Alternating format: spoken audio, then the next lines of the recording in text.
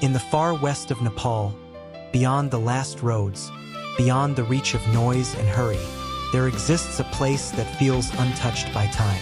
Dolpa, Nepal's largest district, stretching from deep river valleys at 1,525 meters to towering Himalaya peaks rising above 7,600 meters. A land carved by wind, silence, and centuries of isolation, bordering Tibet in the north. This is not a place you simply arrive at. You earn Dolpa. A small aircraft lands on a narrow airstrip in Jufal. And from there, the journey begins on foot. Days of walking across cliffs, rivers, and high mountain passes. Each step taking you further away from the modern world and closer to something older, something deeper. And then, suddenly, it appears. Shey Phoksundo, a lake so impossibly blue, it feels like a dream you're afraid to wake from. Nepal's deepest lake, resting quietly beneath barren cliffs and ancient forests. Its waters glow turquoise under the vast Himalayan sky, yet local legends whisper something unusual, that no fish swim within it, as if the lake belongs not to this world, but to something sacred. Surrounding it lies Shey Phoksundo National Park, the largest in Nepal, and the only trans-Himalayan ecosystem in the country. A harsh, beautiful wilderness, where life survives against all odds. Somewhere in these mountains, a snow leopard moves unseen, silent, patient, almost mythical. Blue sheep cling to impossible cliffs. Musk deer hide in alpine shadows, and Tibetan wolves roam the high, empty valleys. In Dolpa, nature does not perform for you. It simply exists raw and untamed.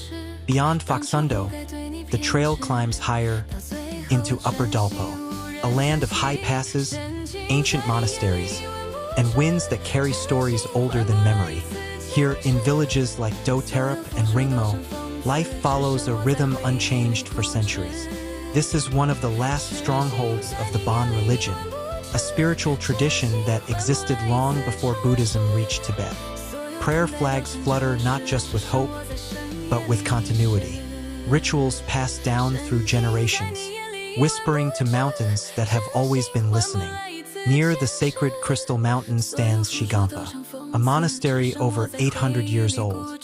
Stone walls weathered by time, yet still alive with devotion. Pilgrims walk around it in silence, as if circling the center of the universe itself. Dolpa is not just a place of landscapes, it is a place of people. The Dolpopa, resilient, grounded, and deeply connected to their land. Yak caravans still move across high mountain trails, carrying salt, grain, and stories between valleys. And in quiet homes, Amchi doctors practice ancient Tibetan medicine, healing with herbs gathered from the mountains, knowledge preserved not in books, but in memory. For a brief moment each year, the mountains awaken with a different kind of energy. May and June, Yarkagumba season.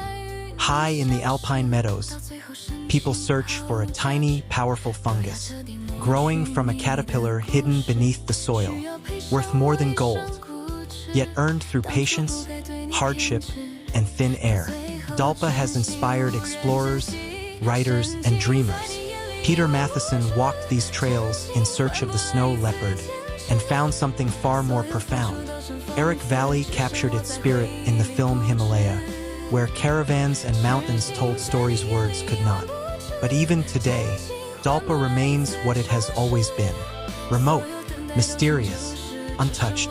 There are no shortcuts here, no luxury roads, no easy comforts, only silence, only distance, only truth. And maybe that is why Dolpa feels different. Because in a world that moves too fast, this is a place that refuses to move at all.